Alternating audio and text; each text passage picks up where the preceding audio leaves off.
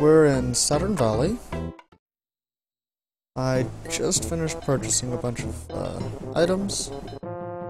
Guess I'll talk to the rest of the Saturns that are around here.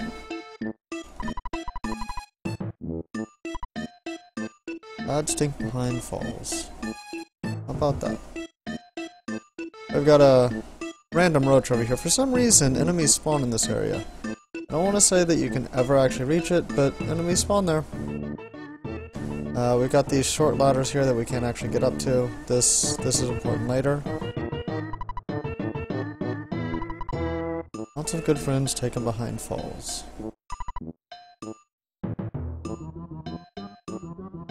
So, we definitely have our next goal.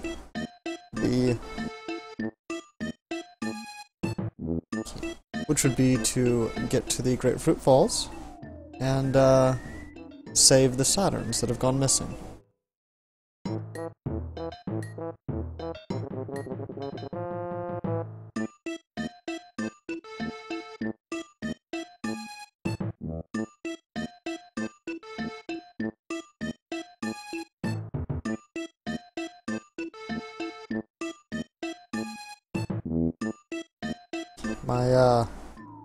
My new kitty decided to join me and has now taken over the controls for my headset. So, more of these roaches. Getting to the falls isn't too bad. It's pretty much just more of getting to Saturn Valley.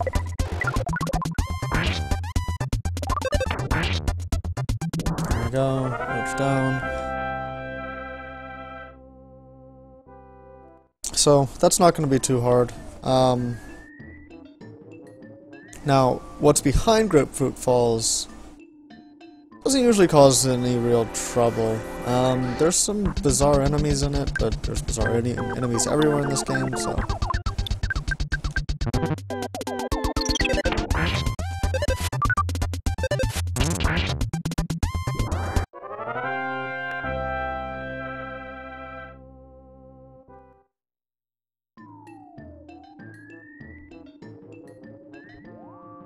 These roaches are just kind of annoying. They don't really cause any actual issue.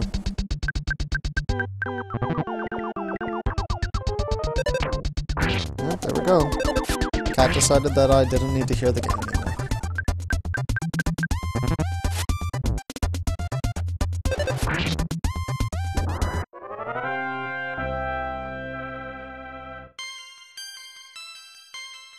That's not a terrible level up. Ooh, Sapphire Beta. The real Sapphire. Bad still. Still terrible. Oh! Okay, it didn't join the battle for some reason, but that was one of the other enemies in the area. It is a crocodile that walks around on its hind legs, as crocodiles do.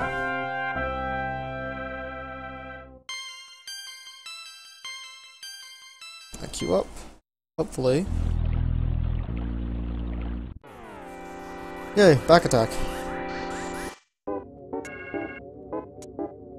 I'm sorry, not on his hind legs. He walks around on his tail.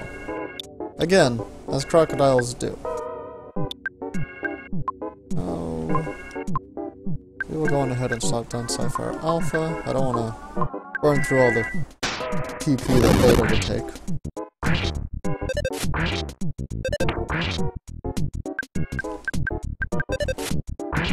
Should be able to just bash these guys down now.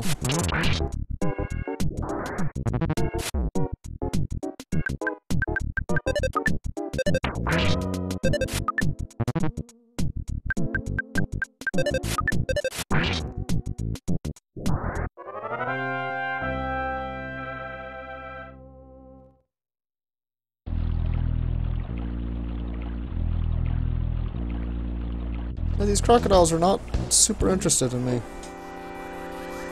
It's unusual.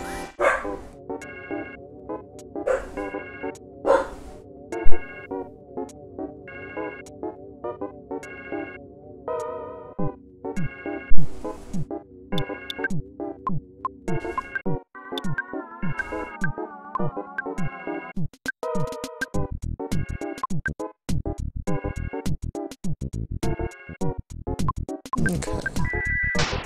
Should be able to take out that zombie pretty easily.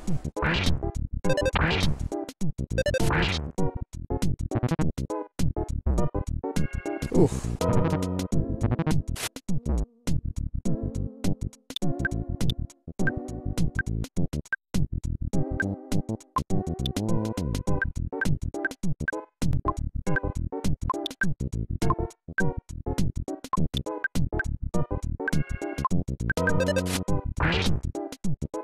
There we go.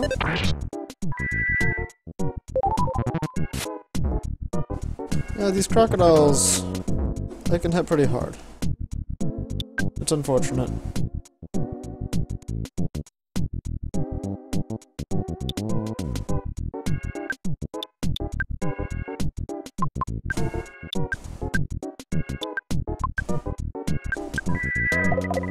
Hopefully we can take out this one real quick. There we go.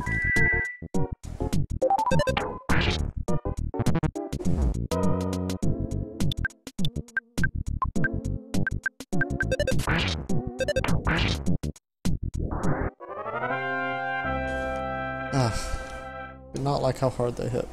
Okay, but that's alright. We've got a couple of items for healing, so we'll just go ahead and cram a bread roll down Jeff's throat. So this is the... I forgot about this one.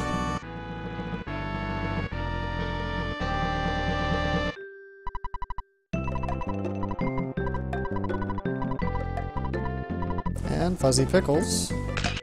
There we go. So all these pictures, they show up at the end of the game when the credits roll. Sort of a photo album. It's an interesting idea. It takes time during the game, but not too much. So these are the Grapefruit Falls, and as you can see there's a little sign of a walkway there. So we're just gonna head back here, and knock on the door, say the password.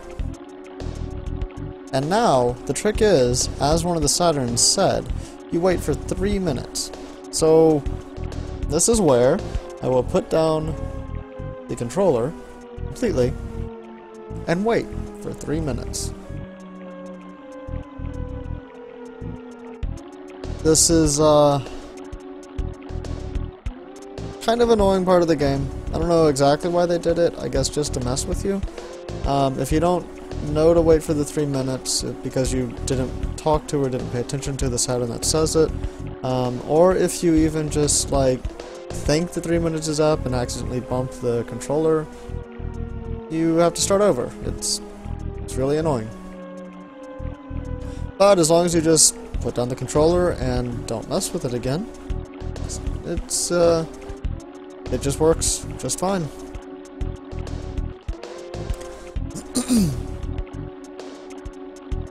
But yeah, the Fuzzy Pickles thing, it shows up throughout the game as has been seen, and I may have missed one of them. Some of them you do have to go a bit out of the way for, but for the most part he pops down, takes his picture, and you don't think about it again until the very, very end of the game. When the credits are rolling, I think it's during or after, there's actually every single photo that was taken is shown.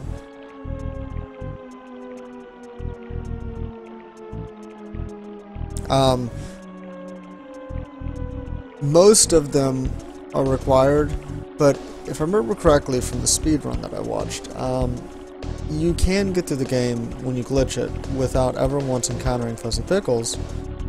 And it just sort of shows, I think they said it shows a blank photo slide. Not sure. I've never done it that way. I've never glitched the game, so.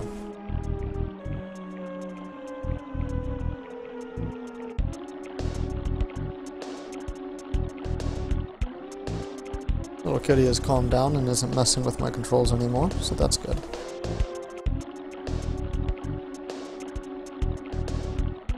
Now once we get in here, it is sort of the boss of the area is sort of the big brother of that little pile of puke that we fought earlier. He's disgusting. The entire place is disgusting. And we fight a bunch of the little mini pukes throughout it. They're scattered around. We're also going to run into, I believe, our first butterfly room. There we go.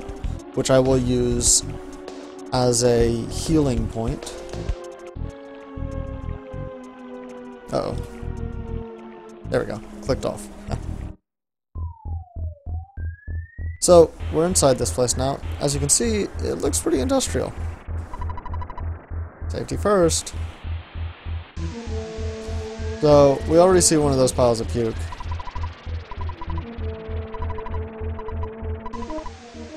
I brought fly honey, so he's not going to bother me. But this will.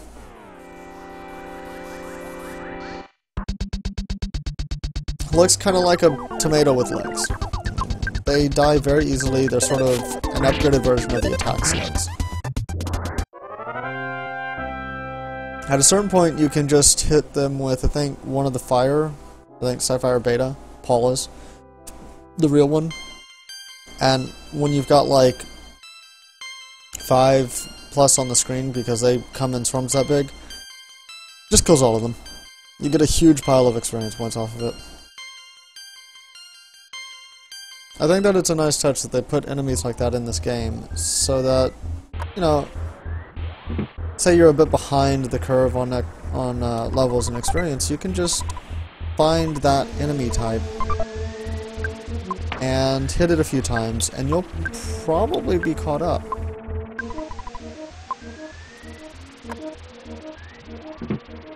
There we go, we got 3 of them this time. So, in fact, I'm going to test it, because we do have a butterfly room coming up. There we go. Yep, Sapphire Beta. Kills them all.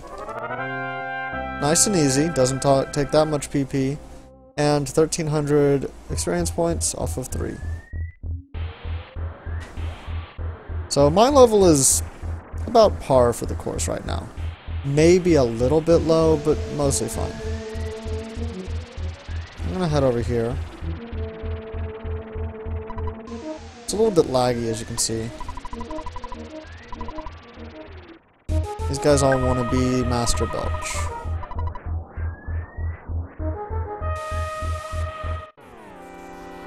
Just a couple of them. I'm not gonna waste the psychic points on that.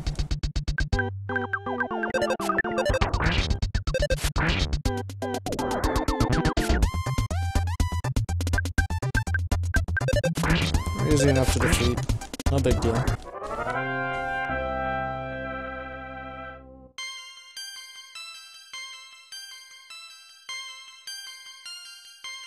Nice.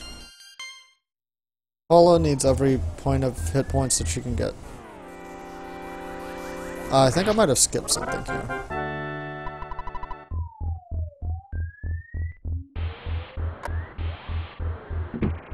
Here we go. Here's the magic butterfly room. So I will go on ahead, heal Jeff and myself. Now, at this point in the game, this is pretty reasonable. I don't think I have to do this more than a couple of times. So 66, 68, yeah, I just need to do this once more, because I heal, no, twice more. They heal 20 PP each time. And every time you leave and enter this room, another butterfly spawns. I'm not going to do it again, because I'm actually going to backtrack a little bit. I think I missed something. So I'm going to go check on that. This room has some nice items in it.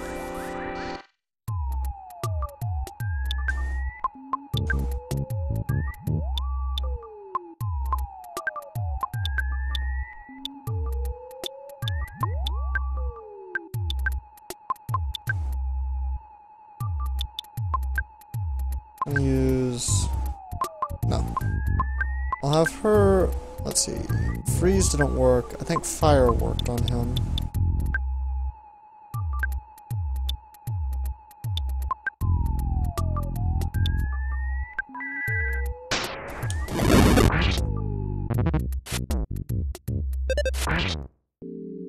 Insecticide spray.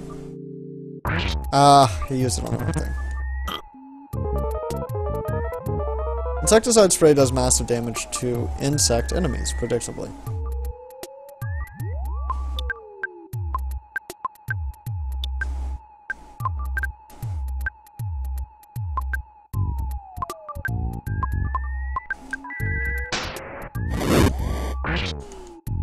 There we go. So, I guess using my psychic power was kind of unnecessary, but that's okay.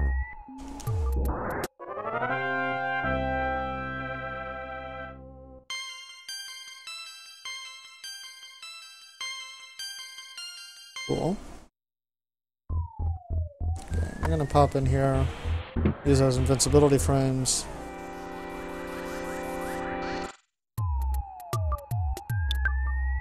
So I'm just gonna open with this. We have that butterfly room we can go pop into real quick.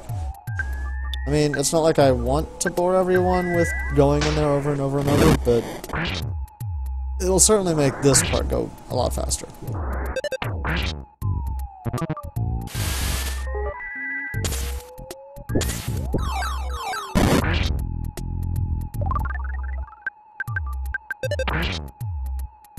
Go. So since we leveled up and got some new items, those slimy piles have gotten a lot easier than the last one we fight. Okay, calorie stick. HP sucker, beautiful. That goes to Jeff. It does exactly what it says.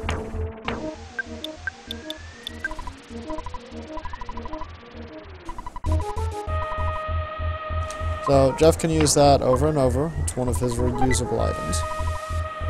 I don't really use it a whole lot, but on the occasion that I decide to, it is pretty helpful.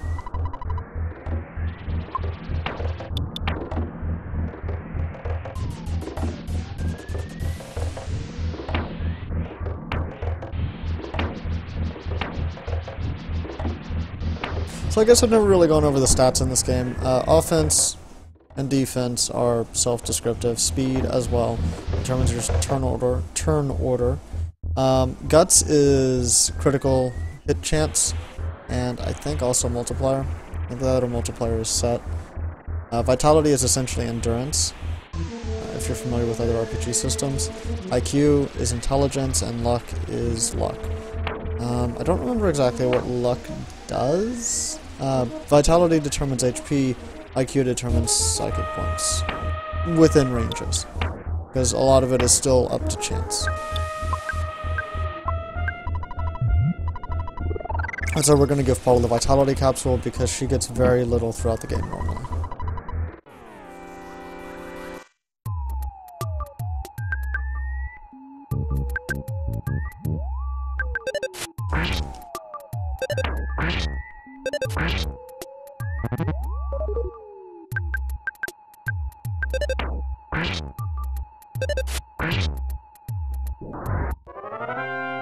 Okay.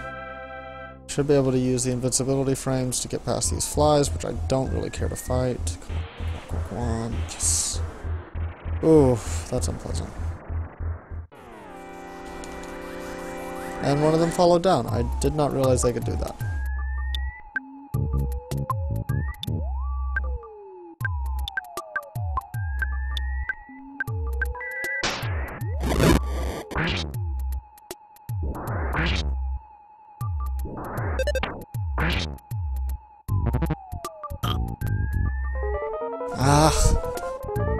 Really hate that move.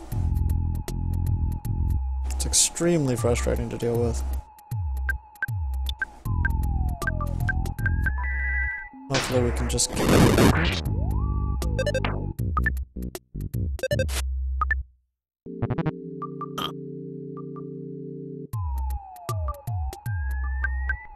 Guess on the upside you can only do it once.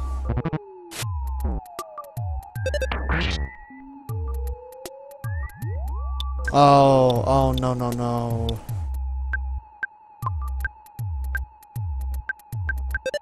So, what just happened is, Ness is homesick.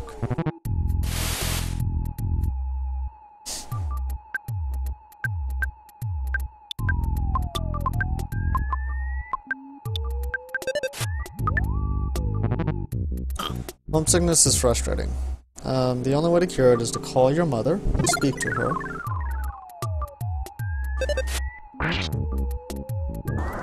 And generally speaking, usually it actually turns up later. Normally homesickness will hit during the desert. This is pretty early for it to show up. I was not expecting it yet. As a result, I typically will call Ness's mother either when I get to the desert or in Threed, before I leave for the desert. Oh, very nice. Offensive alpha, we won't really ever use that. But so homesickness is frustrating. He will get it and it stays with him until you call your mother once you've got it. And as you saw, it basically just means that sometimes during battle, instead of doing something, he reminisces about something from home. In this case, he really wanted a taco, which I can understand. Tacos are great. But it does mean that he doesn't bludgeon things to death, which is a problem. That's what he's supposed to do. It's already maxed out.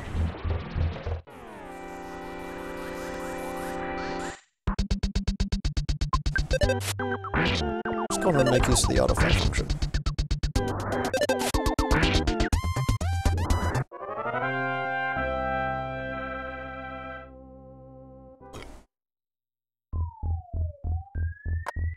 Hop in here, use the butterfly a couple of times. Makes it sound kind of weird. Use the butterfly. And good. Another time.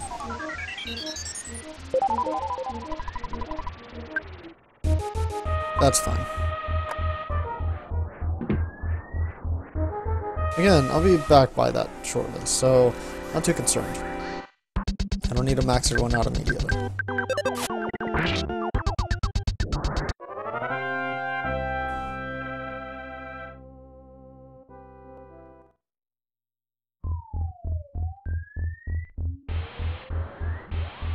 Those two ignore us, which is convenient.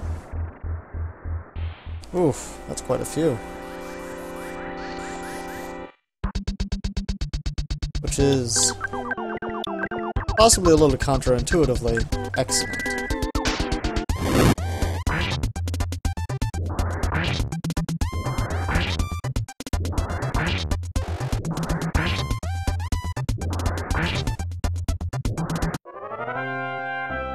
And why it's excellent is right here.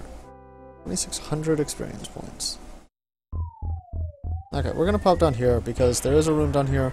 I want to say that this is the one that has a particular item in it that I need later. Obviously it has 3 zombies too, but whatever. That doesn't bother me.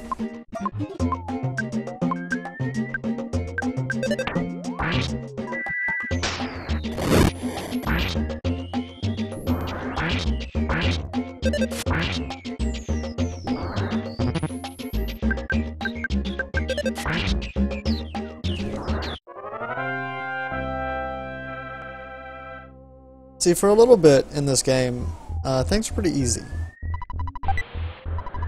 So we've got broken laser. Yes, I did want that. IQ capsule. Definitely giving it to Jeff.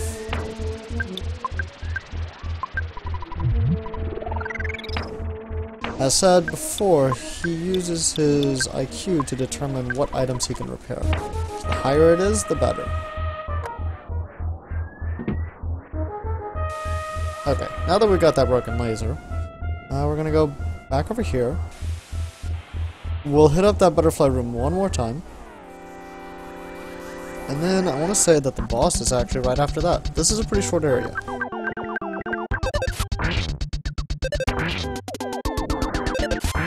Now, as I was saying though, this is one segment of the game that's actually not too hard. We've got 3 people. The 3... I don't want to disparage our final member too much, but realistically speaking, these 3 are pretty much the most important in the game. The final member brings a couple of handy things, but he's not incredibly critical. We get him very late and he disappears for a while, so just sort of get used to not having him. In any case, at this point in the game, we've got all three of our most important party members, and the enemies that we're fighting at this point are not actually that challenging to deal with. For the most part, you can deal with them with a couple of psychic attacks or bludgeoning them a few times. They don't generally do insane amounts of damage, and they also usually aren't using a whole bunch of status effects. So they're not too bad. Yeah, see, there we go. This is home. This is going to be troublesome during the boss fight that we're about to face.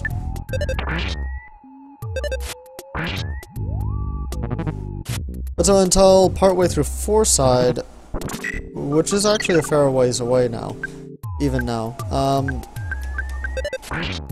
we're pretty set.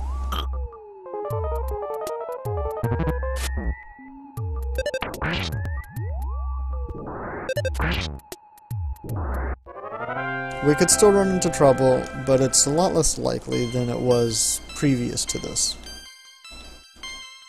Okay. That was a kind of crappy level up, but that's alright. So we'll pop in here. Make sure everyone is healed up.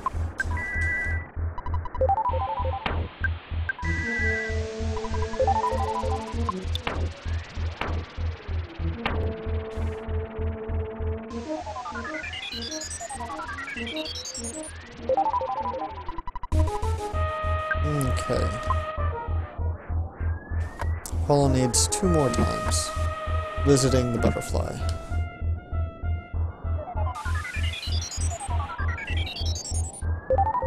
Later on in the game, these rooms are still present in a lot of these dungeon areas, but they're less critical because we actually have items that are replenishable that we can replenish our PP with. We don't really have that right now.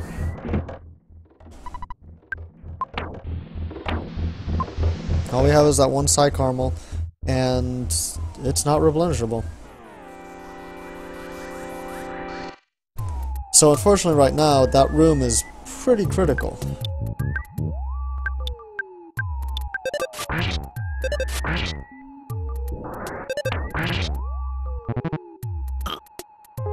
Last. I was really hoping he wasn't going to do that so early in the fight.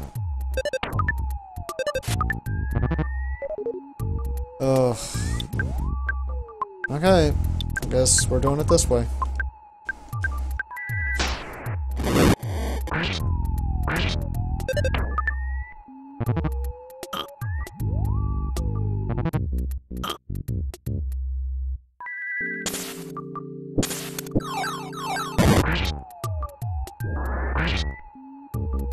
There.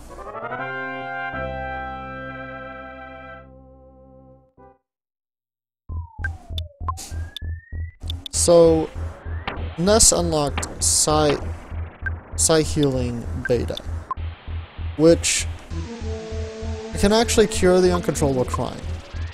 The issue is that it's not generally necessary to do that.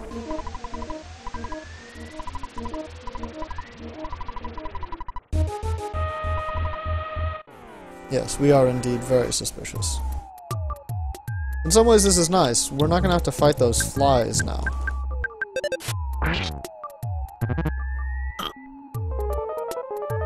We'll have enough invincibility frames to get past them. But it's not really necessary or worthwhile typically to heal uncontrollable crying, especially at this point. Psi Healing Beta costs more PP than Alpha, substantially. And Ness doesn't have enough PP yet to spend on it like that. The uncontrollable crying, as will be noticed, goes away after the fight's over, so especially against those little piddly enemies, it's not really important to do that. Against this enemy, however, it kind of is. And yes, this is a pile of puke larger than a child.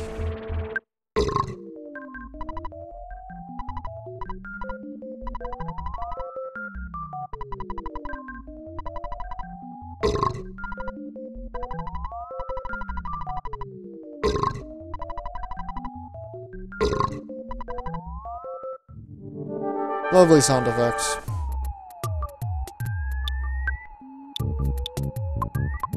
So this is where that item we got earlier comes into play. The jar of fly honey. If you'll remember, everyone that we've encountered so far has commented that Master Belch loves fly honey.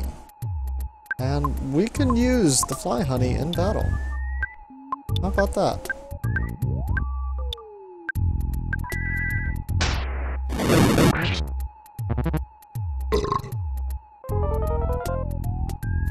Offense 50, 88, and open to hypnosis. So he took the fly honey. Now, that makes this fight go from difficult and frustrating to barely mattering.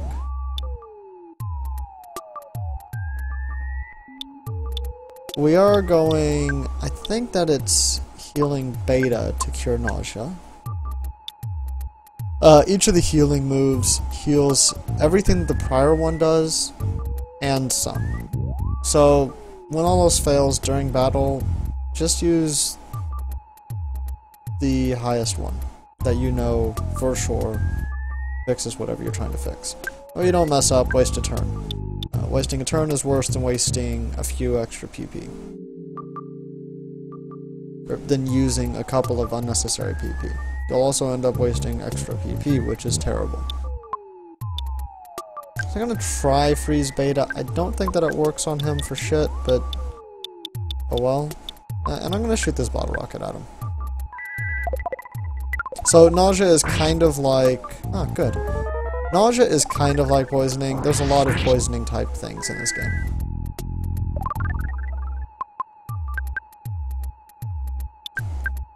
So it's very good that freezing works on him.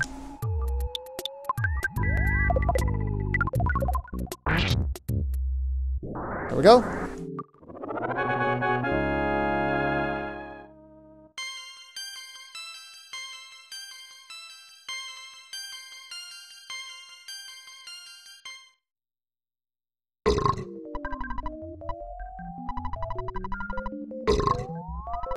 Ah, the Manny Manny statue is back. How about that? So, when this game came out in America, they had a big PR campaign that went with it. It was all about how this game stinks and it smells, and it had these horrible, horrible scratch and sniff cards and stickers in the back of the guidebook that came with it. And a lot of that references stuff like this segment of the game. The PR campaign was a huge flop. It was pretty awful, honestly. But so, the Mr. Saturns escape, but they're all going to comment on our smell. They're saying burp, not because they're burping, but because that's what we smell like.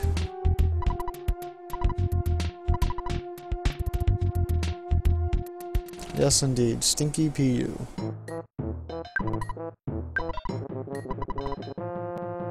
They tell us to go in that hot spring and wash the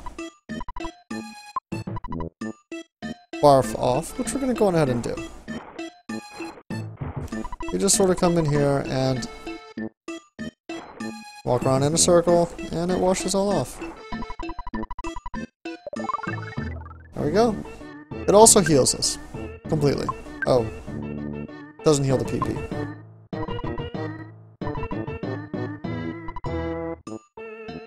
This is one of two segments in the game like this. I'm gonna say yes to this coffee. And, it's gonna take us on a bit of a LSD-fueled drug trip. I'm kind of wondering if it actually meant something else in Japanese. If it wasn't coffee. Because, coffee should not do this to an individual. But that said, feel free to read this. It just sort of goes over what's happened so far.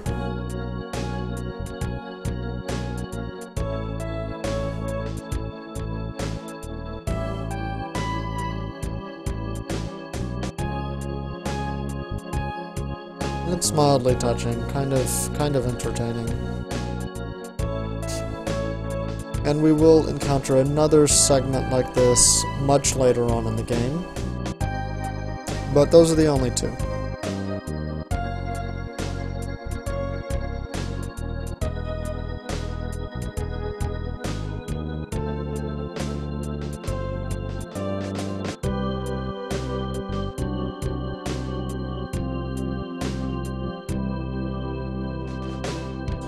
Not a regular young man indeed.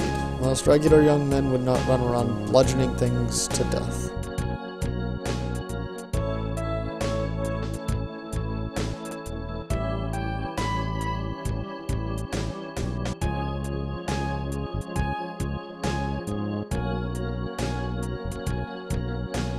That's correct. The journey still has quite a bit to go.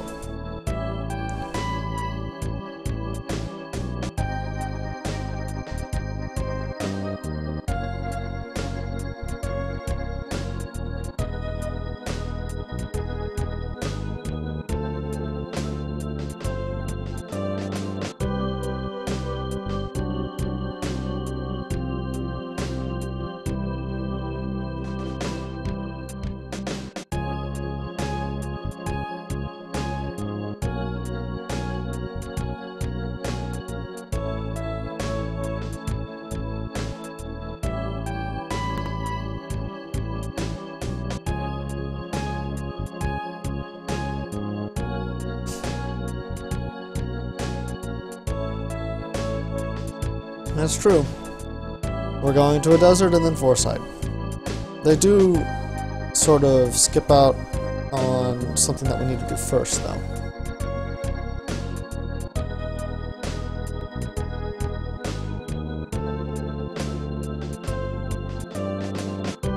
In fact, if you're not paying attention and if you're not doing the RPG thing properly and exploring everything, you could actually entirely miss what we're about to have to do.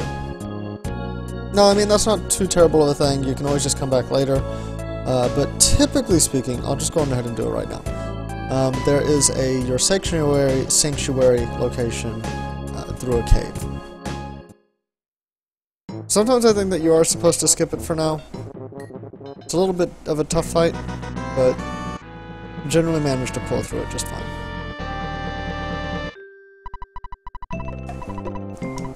Another picture for us, and fuzzy pickles. What an odd thing to say.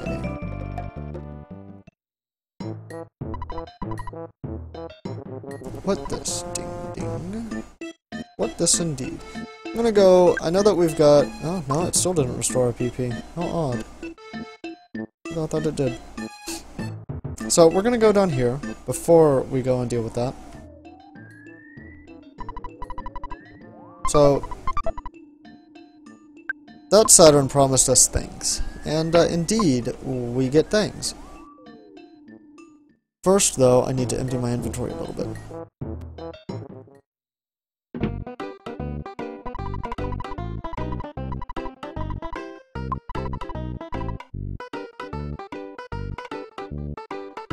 So we do not need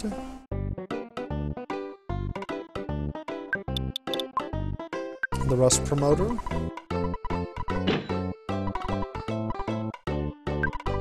We don't need that copper bracelet. I don't even know why we have. Oh right, because Paula just got the silver thing out of a chest.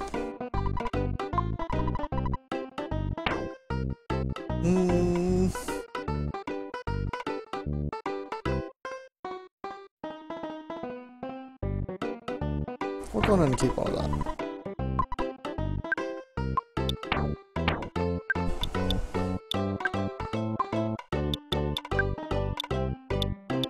So Mr. Saturn coin is a huge boost to defense.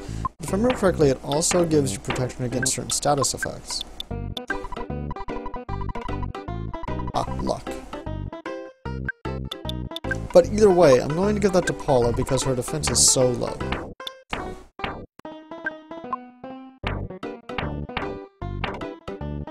Yes, I know that her defense is high comparatively, but her innate defense is low. Therefore, I tend to focus on making sure that she has good defensive items. In addition, her HP is very low, which makes the defense points even more important for her.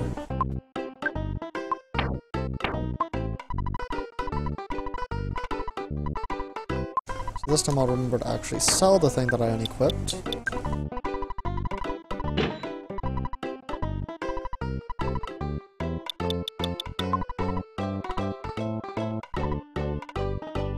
Okay. Oops, wrong thing. But I guess I'll go ahead and save anyways. No, I won't. I will call Mom. A new girlfriend.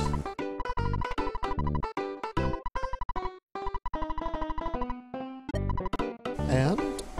Well, it should have cured it, but it didn't. No, it did. Okay. Usually it gives you a notice that it's cured the homesickness. So it's kind of strange that it didn't.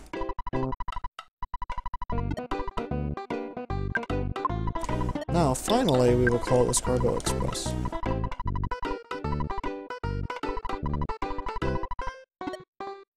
Okay. Didn't actually mean to go outside yet.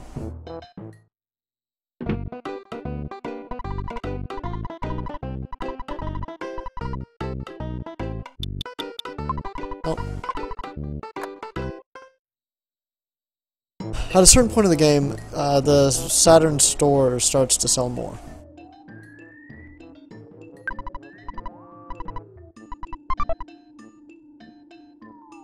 So, it was a stag beetle.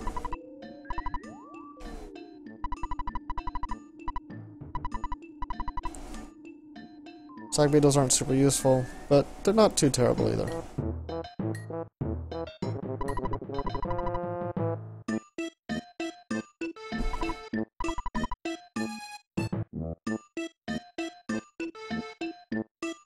I think I may have confused the Escargot Express person.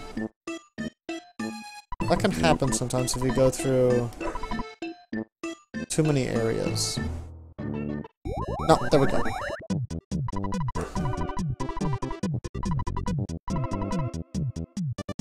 So, I don't need the fly honey anymore, so I went on ahead and I deposited that. But we still actually need pretty much everything else.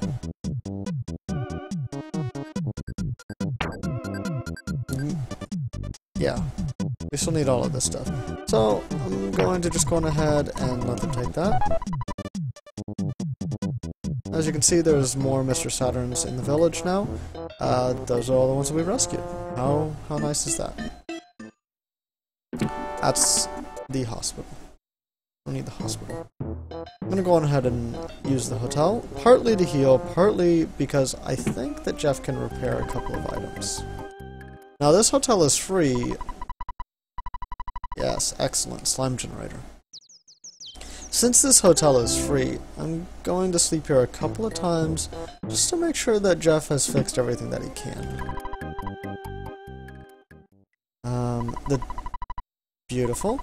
The desert has a very cheap place to sleep, and Forsyth isn't too bad, but after that we get to a town that is incredibly expensive. So right now I'm going to go on ahead and skimp a little bit. Okay. So we could only repair those two things.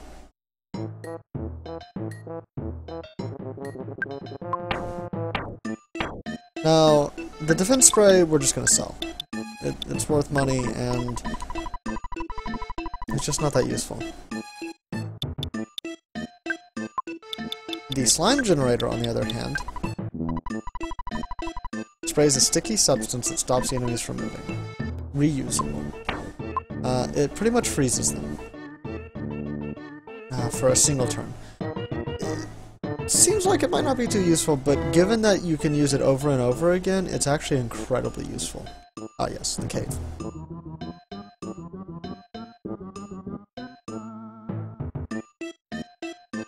Since it can be reused so many times, I mean endlessly, Anytime you don't have anything else that Jeff can do, or if he has been in some way partially incapacitated such that he can't attack, or can't attack reliably, you can just spam that slime generator and keep at least one of your enemies unable to do anything much to you.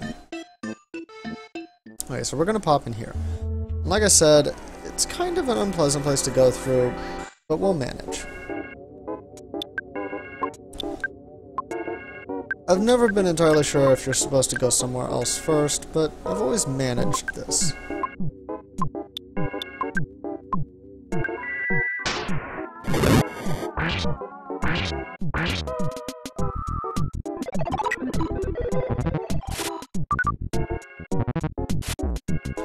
So, a big part of the problem here is that these tough mobile sprouts are just like the mobile sprouts, and they use Psi Magnet.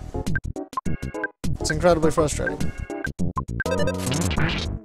If they hit Jeff, it doesn't matter, but the odds are higher that they will hit either Ness or Paula, and that can be pretty devastating.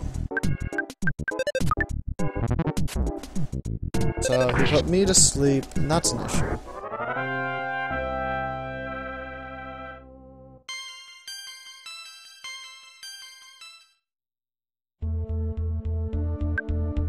But as you can see, you wake up at the end of the battle, so again, that's not too bad.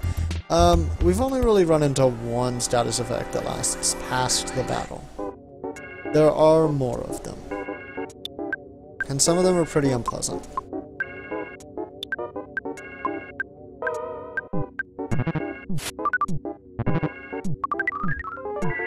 That's awful.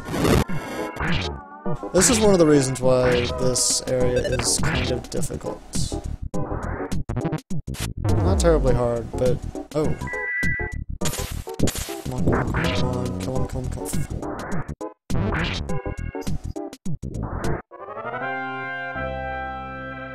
Oh, that's unfortunate.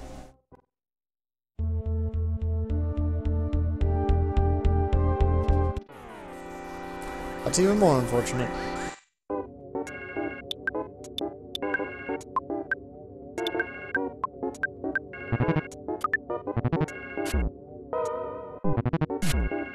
That was a really, really bad way for that. Fortunately, I can just go full bore because we're going back to town anyways, and everything is free. It's a bit of an advantage.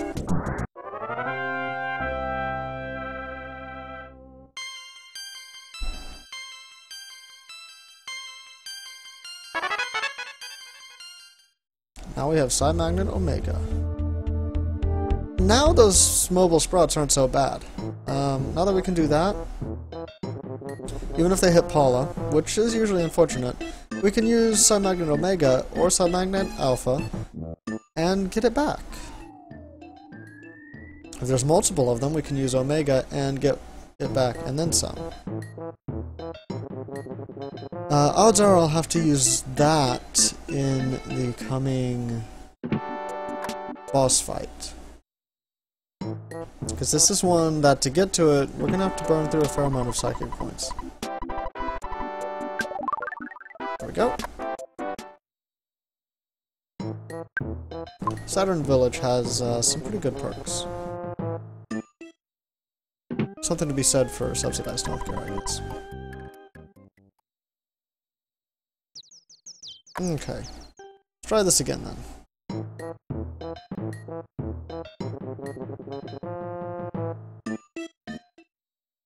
Because of this trek to Saturn Valley, 3 ends up being one of the longer segments, certainly so far.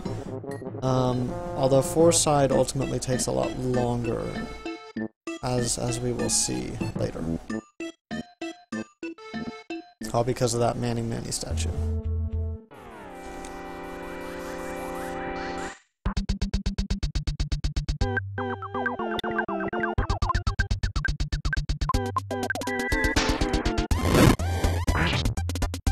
Now that Paula has Psi Magnet Omega, I'm not as concerned about...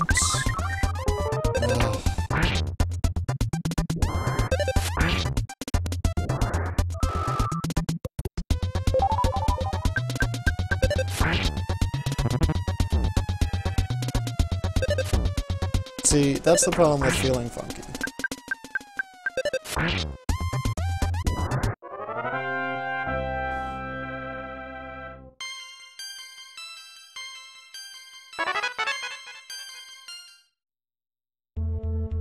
So we're starting to get some of our Omega skills, which is very good.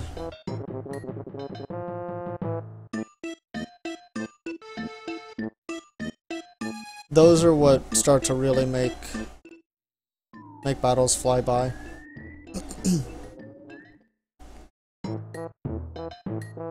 They're typically speaking less necessary for bosses, but they're still useful. There we go. Now this is one place where you don't get any money for those mushrooms. Personally, I'm fine with that. I just find them annoying. I understand what they were trying to do. It's a cool concept, but they're frustrating to deal with.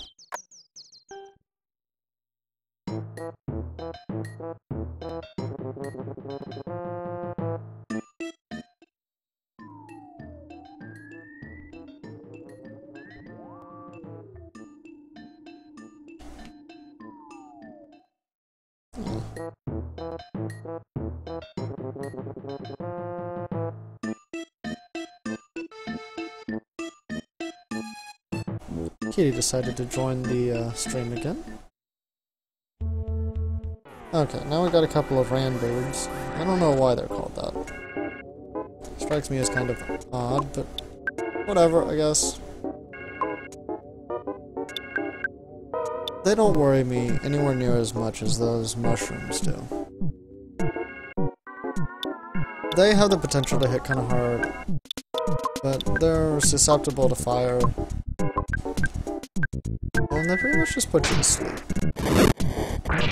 Which is annoying, but it's not terrible.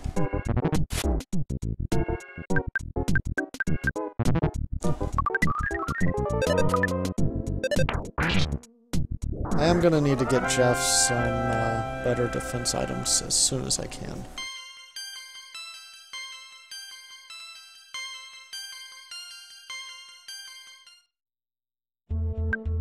He's not quite as squishy as Paul is throughout the game, but he still needs a bit of assistance, especially at this point. It's a shame that I've only got one of those Mr. Saturn coins.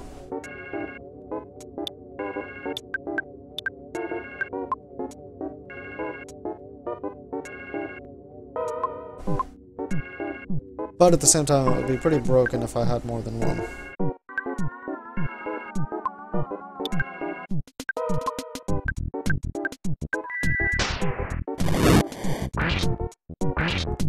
See, Paula is just now starting to come into her own. Her PP is getting pretty high, and she's getting some of her better abilities. Given that, I'm now at a point where I'm less concerned about burning through her psychic points.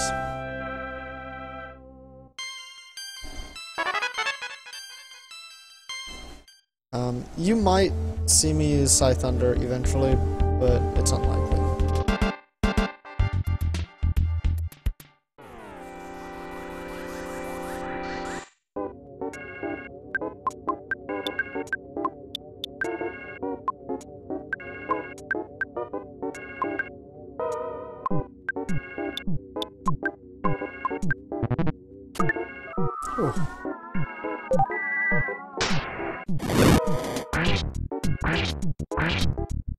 Beautiful.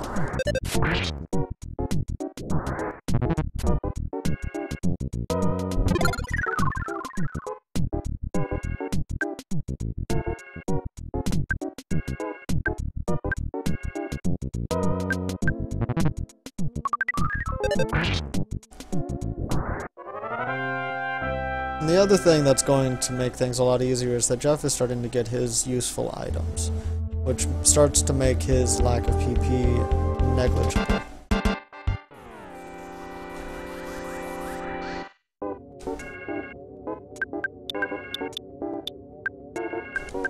Can't remember if these guys have any PP to burn off of them, but I'm gonna give it a shot. They do. Beautiful.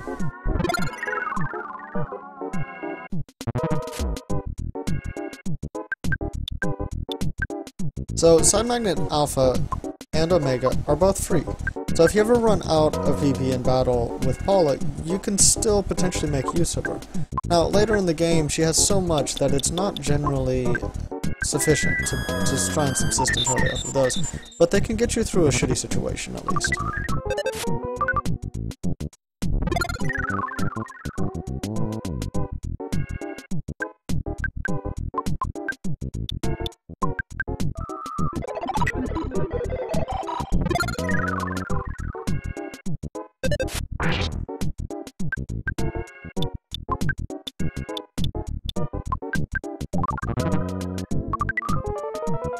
He really wants to keep Paula down and out. That's kind of annoying.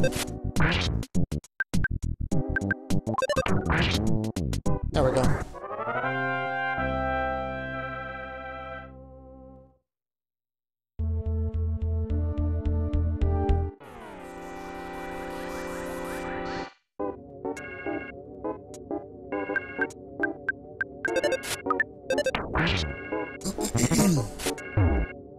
Jesus!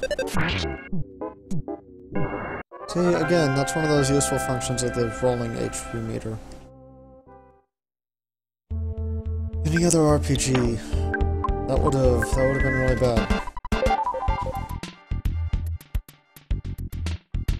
Okay, so we'll pop in here. It's not a long trek. Okay, got butterfly, so do I have... Yeah, we're going ahead and heal Paula. Grab that butterfly.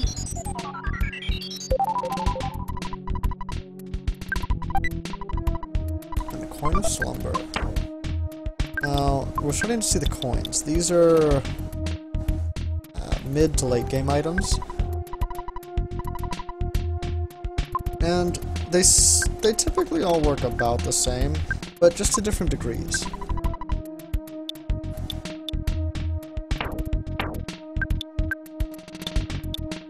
So, as you can see, this one isn't quite as potent as the Mr. Saturn coin, but it's still pretty nice. It'll certainly make Jeff a lot more survivable, and it's a very convenient time to get it.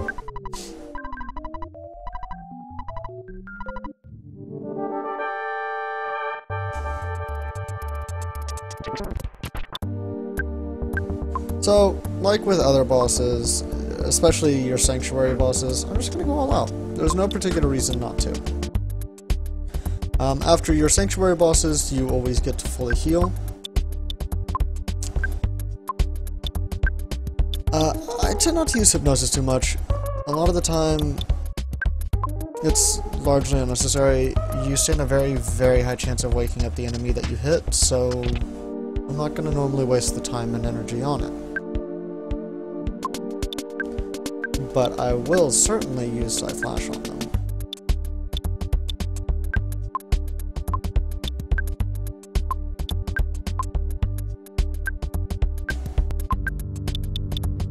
This is going to be first time I use a bomb.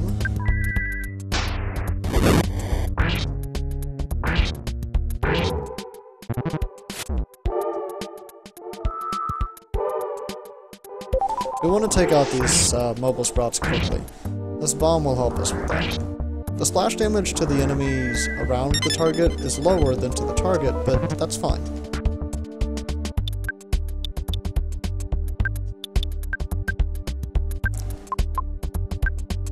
I don't remember if paralysis works on this guy, but I'm gonna give it a shot.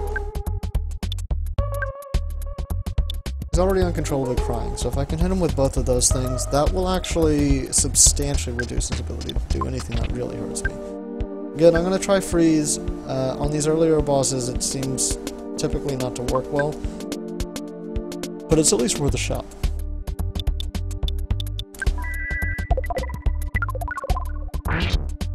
Yeah, that's not amazing damage off of that. So, Slum Generator didn't work, Paralysis does not work, but he is uncontrollably crying, so that's a good thing. You're not going to see me use the shields at this point until I get the ones that affect everyone in the party. They It's too much maintenance and too much micromanagement to keep them up on everyone.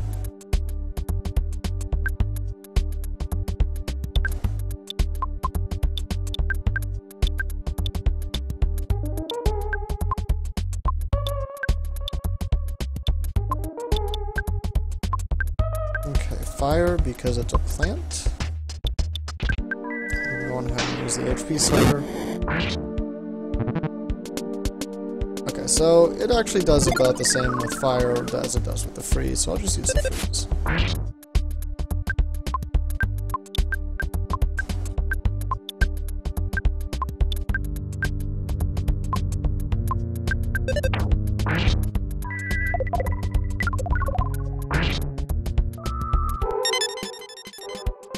Ah, that's annoying.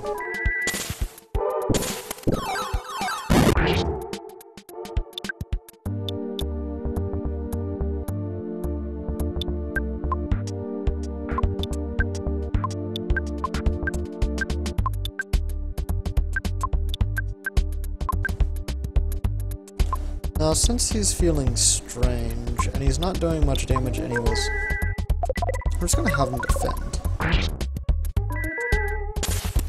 Because when he's feeling strange, it's kind of like the spores that the mushrooms throw out sometimes. He stands a chance of attacking one of us, and I really don't want that to happen.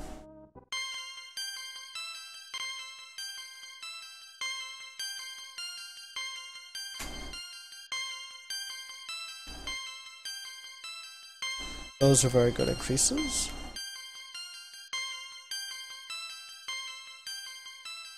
That was terrible. But either way, we have another year sanctuary.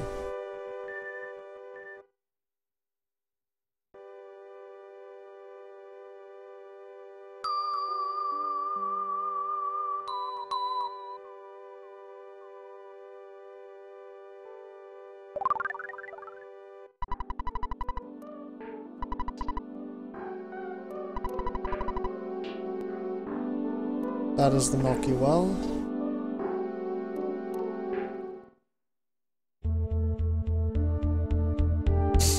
So, at this point, we are effectively done with Saturn Valley for now, and we are done with Threed.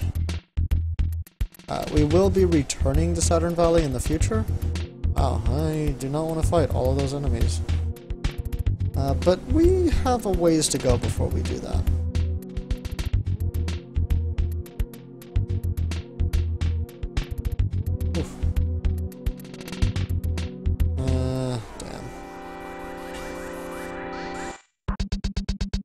But still, that's alright. We get our opening attack, we can just end them. End them now.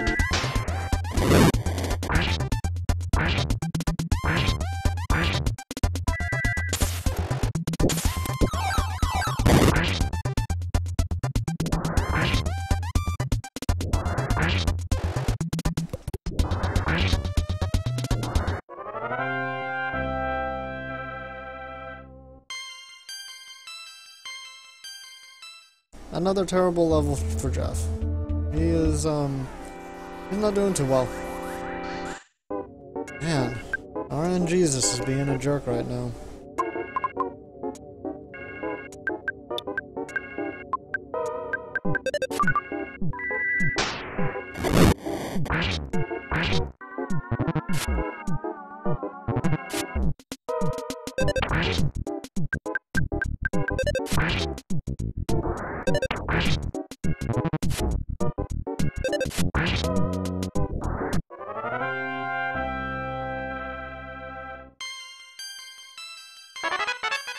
Ah, Paralysis Omega. That's good. In my mind, Paralysis is preferable to Hypnosis simply because they don't wake up when you hit them. They just stay paralyzed. That said, more things tend to be open to Hypnosis than Paralysis.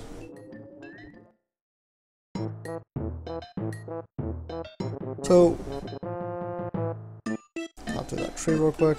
I'm gonna head into this hotel one last time.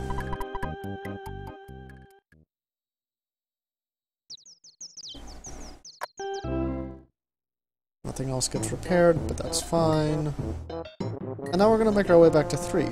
I mean, it's not gonna be an eventful journey. We've already done this. We're just doing it in reverse. I was really hoping these roaches would just run away.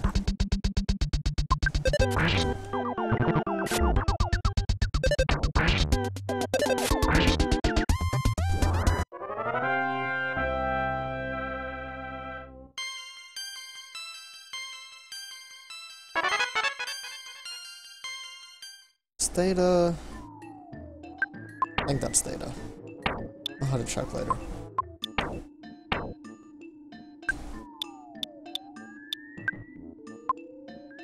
Excellent.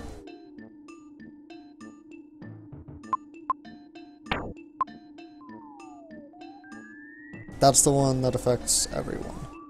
Which makes Paula go from just an offensive powerhouse to an excellent utility fighter as well.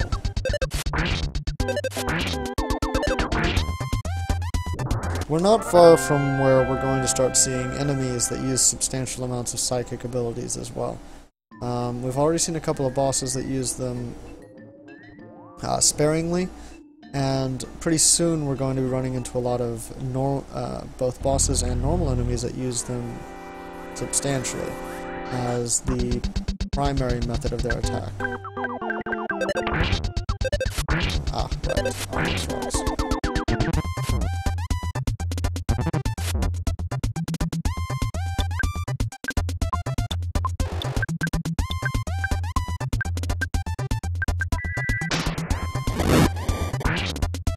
There we go.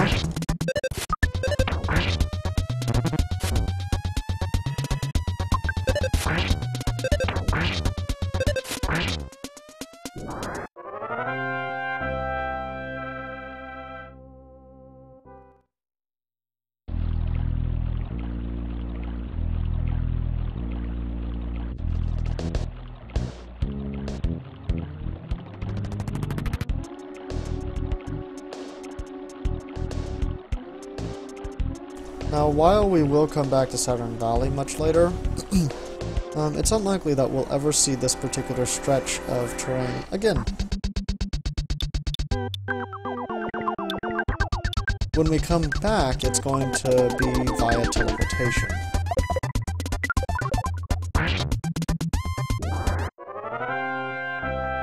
Go, Armored Frog dealt with.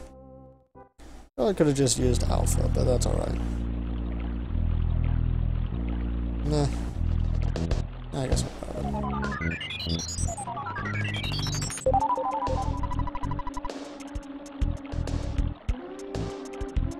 The Gouger over here is gone. Guess he got chased off.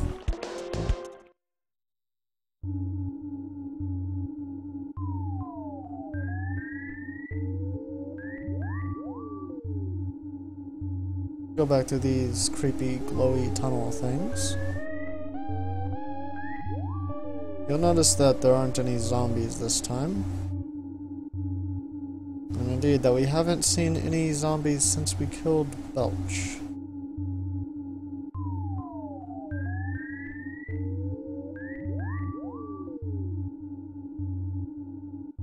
Which is, of course, part of why I said that this would be uneventful. And, all of a sudden, Creed is a much nicer looking place. And we've got a welcoming party.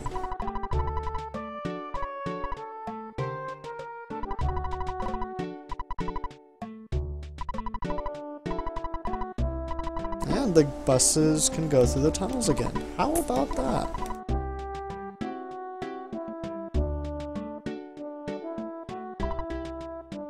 Alrighty. Yes, indeed.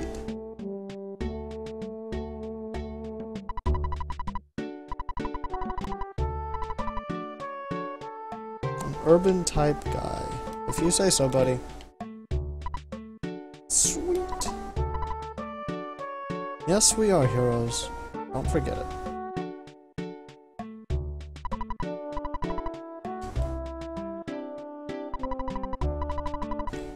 Poor kid can't remember how to get home.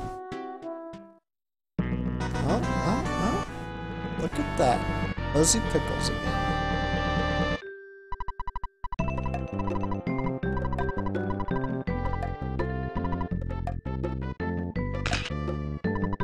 There we go.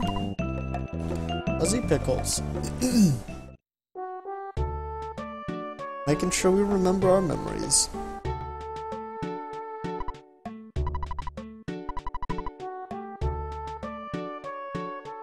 Those safety-conscious bus stop signs. How about that?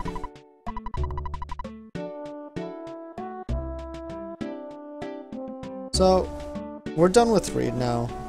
Saturn Valley will be back, but we're done for the time being. So we're gonna head on to the next town of Forside. $6. It's $2 a person. So for the 3 of us, it's $6. It's not too bad, really.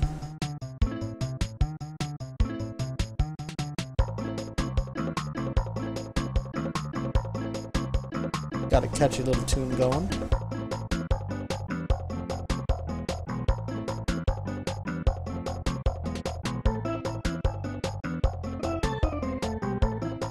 Personally, I like that the bus doesn't actually have wheels that turn. It just sort of scoots forward.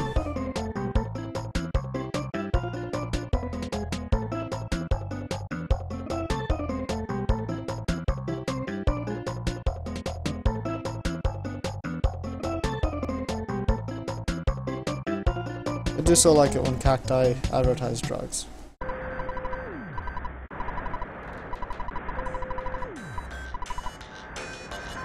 So, we're gonna hop off the bus and,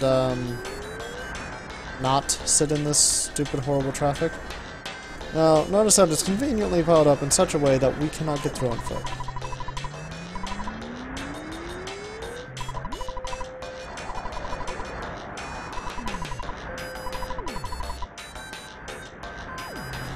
It's kind of annoying, but that's alright. Typical RPG shenanigans. We'll make do. I can take the bus back to 3 anytime we want, but we're not going to bother doing that. You'll notice that when I walk off of the road, I start sweating. What that means is that that's an area that we're walking in that has a chance of giving us heat stroke. Heat stroke predictably is bad. It's effectively poison. Again, yes, everything in this game is poison.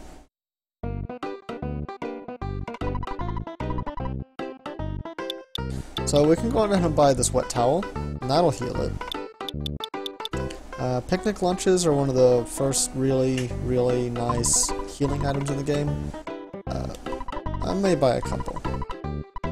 This general store has everything, including an inn. We can get a couple of better items, and we can finally get a coin of slumber for Ness. But I need more money.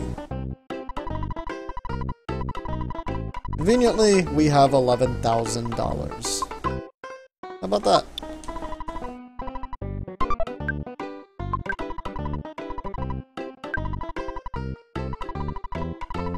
Damn it. I know how to do this, I swear.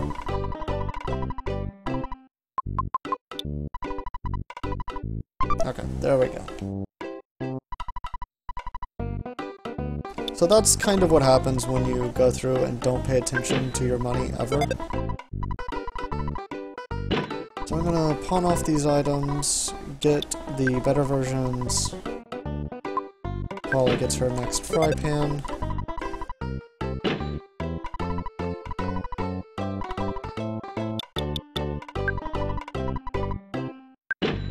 And Ness gets his coin of slumber. There we go. So I don't need anything else right now. We are going to pawn off a couple of items so that we can get a couple of wet towels. I'd like at least one a person, preferably 2. But I don't want to go overboard either. Inventory management, the game! I'm gonna get rid of the calorie stick. Yeah. I'll use that skip sandwich a bit. help us get through the desert a lot faster.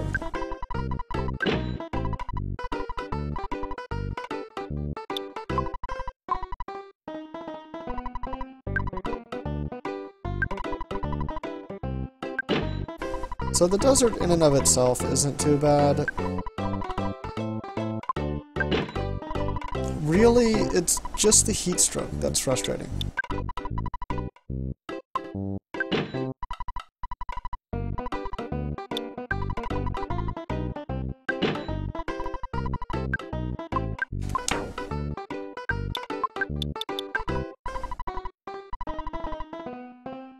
So it's a nice picnic lunch with a slice of cake. It heals 80 HP, which is better than anything else that we have right now.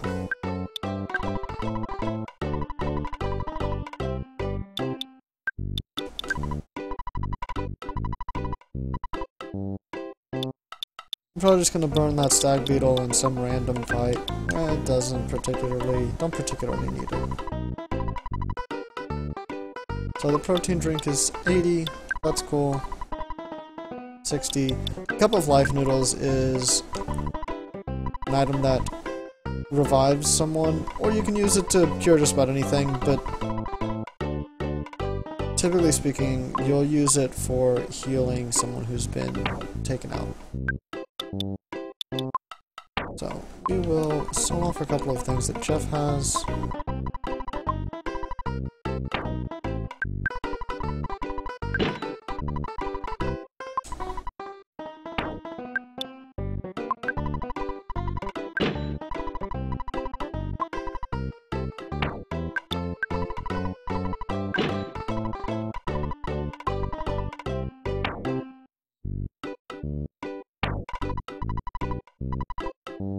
And shove a couple of picnic lunches into his inventory, as well as a couple more wet towels, since he has the space right now. No. We need to go speak to someone for him.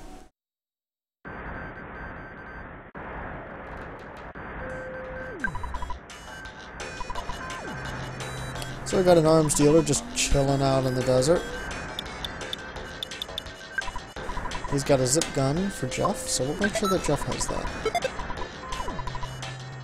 As you noticed, he didn't offer to buy that Magnum air gun, because Jeff made it. I'm not going to bother buying any bottle rockets. The normal ones aren't very good.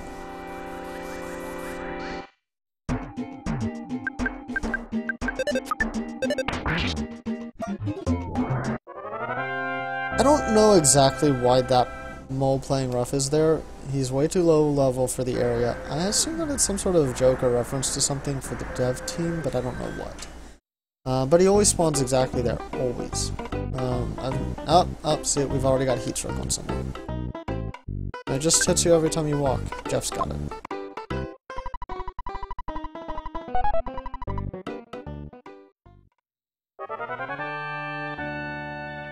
You notice that it really did not take long for that to happen.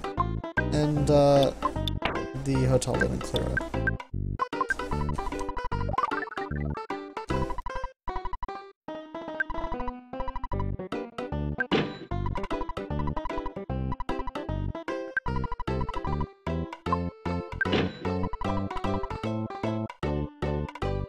So, we will call escargot. As soon as I can remember how to work my controller, we will call this Cargo Express.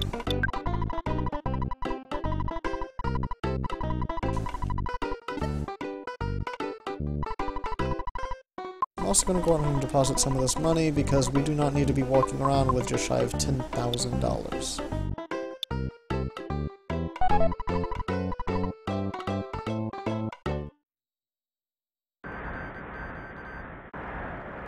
Pop out here, wait for the Escargot Express dude.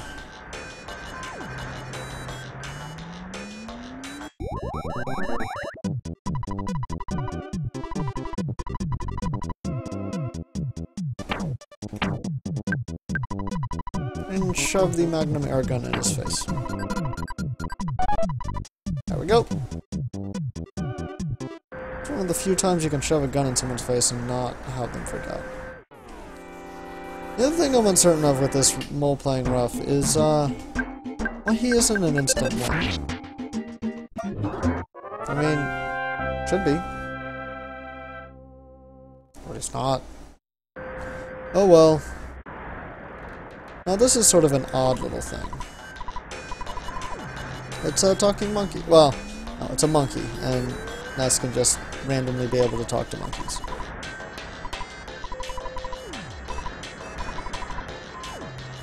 We're gonna pop down here just because we can. That enemy runs away like it should.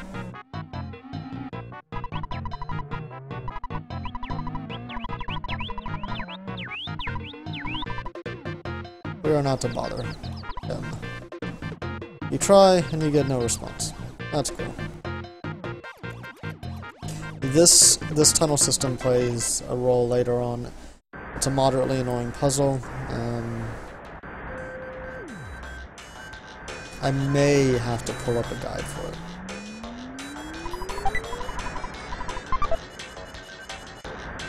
It takes a long list of very specific items in a certain order.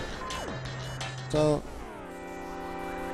there's a scorpion. These guys afflict us with actual poison. One of the few instances of it in the game. Fortunately, these things in this desert are all incredibly weak to side freeze.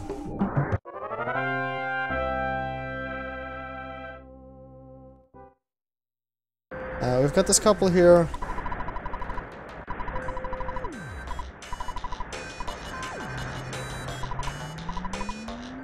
They are sleeping in the desert. I don't know why. Seems like a pretty terrible pastime. We get a reappearance of UFOs. They're quite fast, they're able to dodge things pretty reliably. It's kind of annoying, but they don't have a lot of life. So it works out. Now, this desert has a lot of odd little tidbits throughout it. I'm not going to bother with most of them. If you really want to find them, you can play through the game, and they're not too difficult. You just have to have a sharp eye for some of them. I do think that it is worth going through at some point just to find the little oddities. And I mean, on that subject, I am skipping over some things. This isn't. I'm not trying to be a perfectionist in this game right now. I'm just kind of idly going through, hitting the story points, and that's about it. So, if you're curious about all of the fine details, there are things that I've skipped over.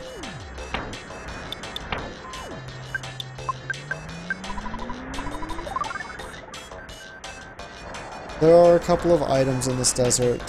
Some of them are useful, some of them don't matter. But we got this little oasis here.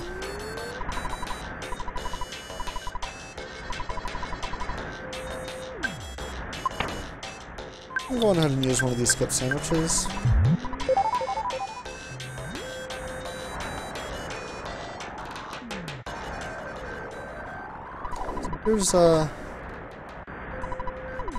Here's one of the little Easter eggs.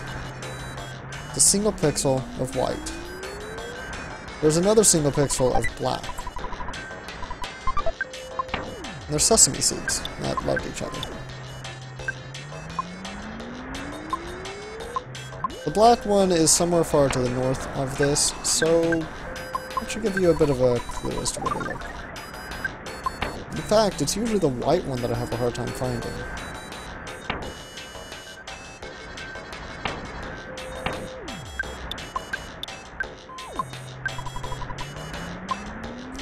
That. Now we've got Dusty Dunes headquarters.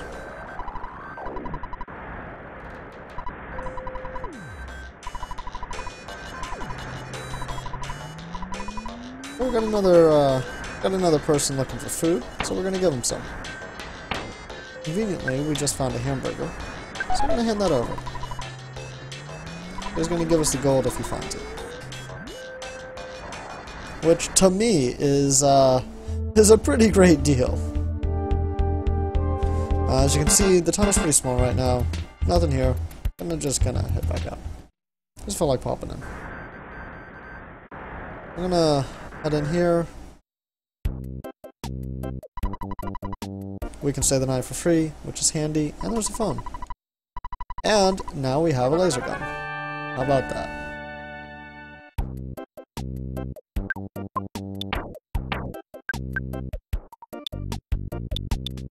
Substantial improvement over that zip gun, whatever the hell a zip gun is.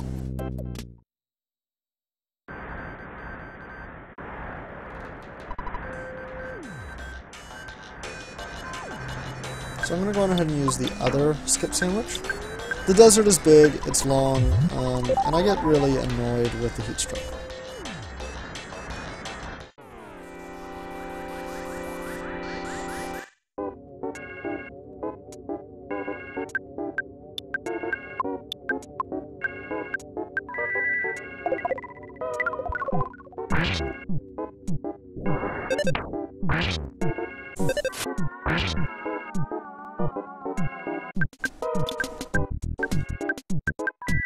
All of the enemies are desert themed. And I think I just used fire on accident instead of ice. There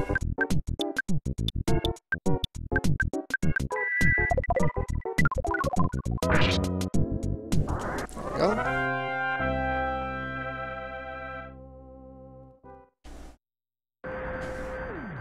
So the skip sandwich is still in effect. We're going to pop up here. There we go, we're past the traffic, and we can actually go wander back, and the traffic is gone. Now, I've never really figured out these guys.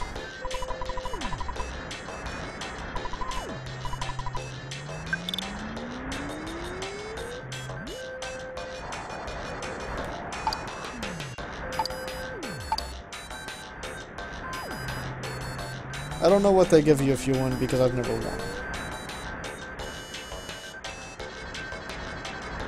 I've never won mostly because I just don't care.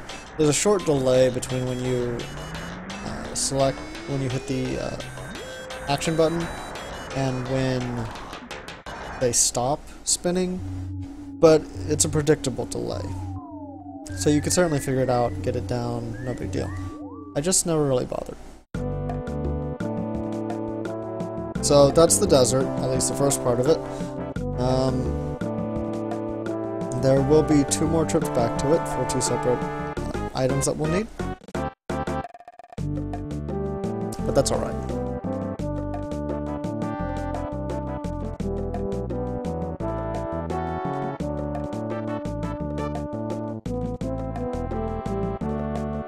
And now we are in Forsyth. And anyone who has played Super Smash... I think Melee? The one on the GameCube. Should recognize the music.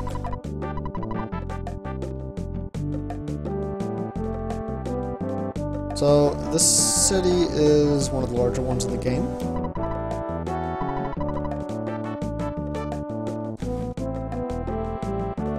Oh, and we have typical city enemies.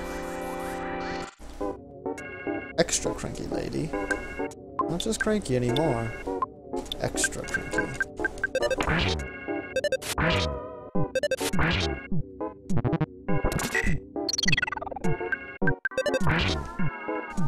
There we go. Beat her hard enough, she goes back to normal. That's cool.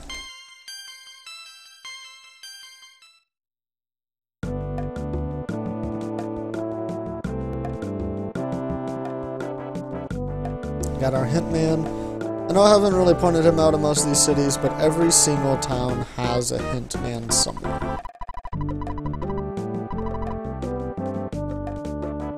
Already hearing some unpleasant things about this Monotoli.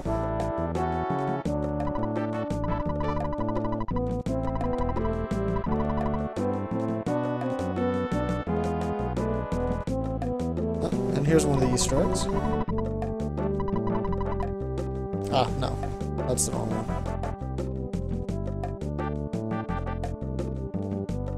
So here's the cafe that we just heard tell of.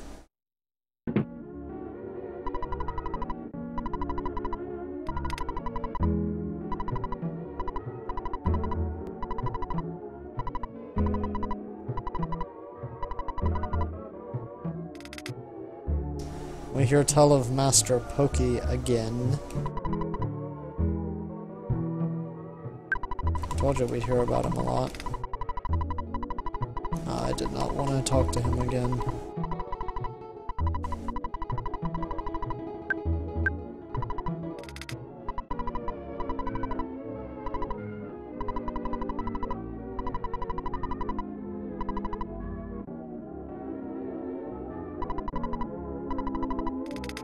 If I remember correctly, in the Japanese version, this is actually a bar, not a coffee shop or a cafe. It's simply that when they localized it, they had to change it to fit the age group that they were targeting.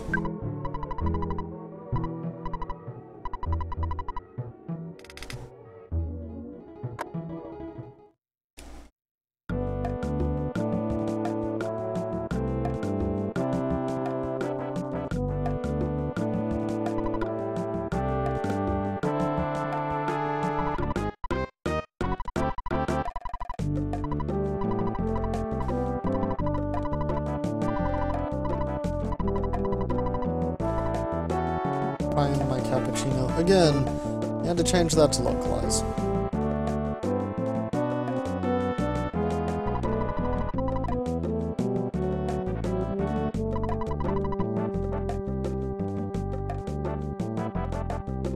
See, I feel like... Here it is, okay. Planning meeting for Earthbound 2. Only those related to the project are allowed to enter. Ape software development team. Bit of an Easter egg, also kind of a teaser, given that it actually took them many, many years to release Mother 3, and when they did it was Japan only.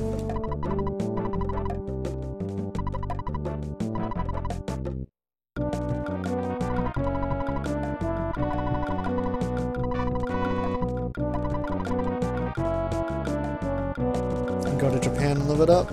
Interesting.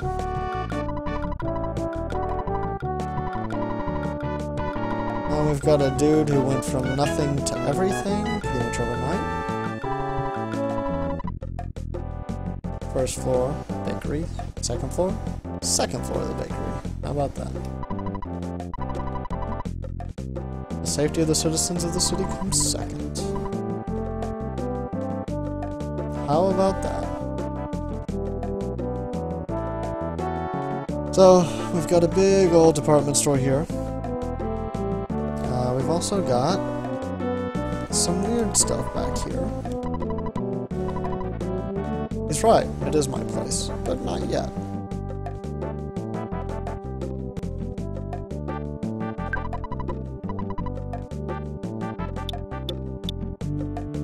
We've got a broken iron, but we don't need one. We already fixed that. We do, however, want that broken gadget.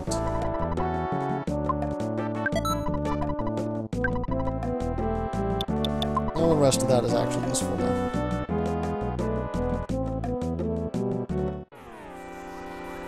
We got a back attack on this taxi, an instant win. Aw yeah.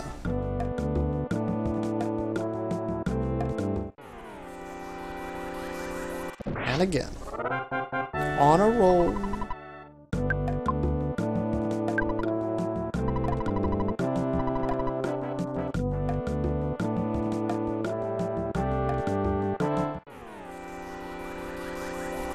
Three times in a row. See, if you catch their pattern right and you do it and you follow it correctly, you can consistently get a back attack on those guys. We happen to be just strong enough in comparison that they instant win if we get a back attack. Here we go. I'm on a tele building.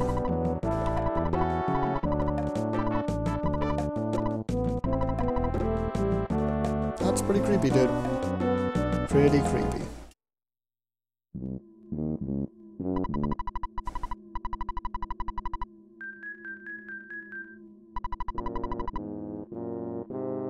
Yeah, I'm pretty sure they changed it from poker to solitaire.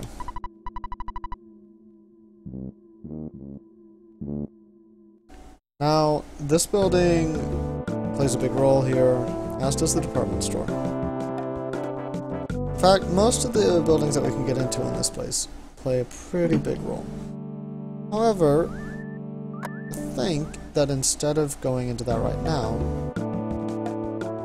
I'm going to go to the hotel, make use of it,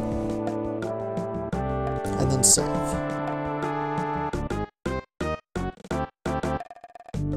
I think we can leave Forside for another time for the time being.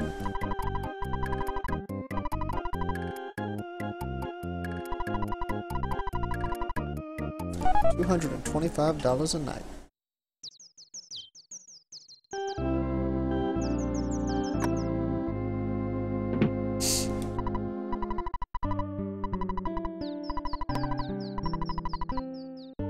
%70% of Forside citizens support Monotoli.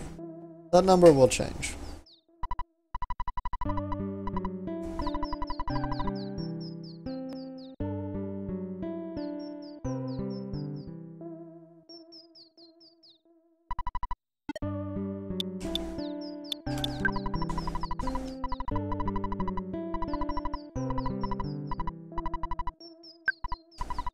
Board and end. Alright. That's Saturn Valley, the end of Threed. We blazed through part of the desert, and we got to Forside. Next time, we're going to spend some time wandering around Forside, dealing with some shenanigans, and we'll also be helping our hungry digger friend look for some gold. So, until then.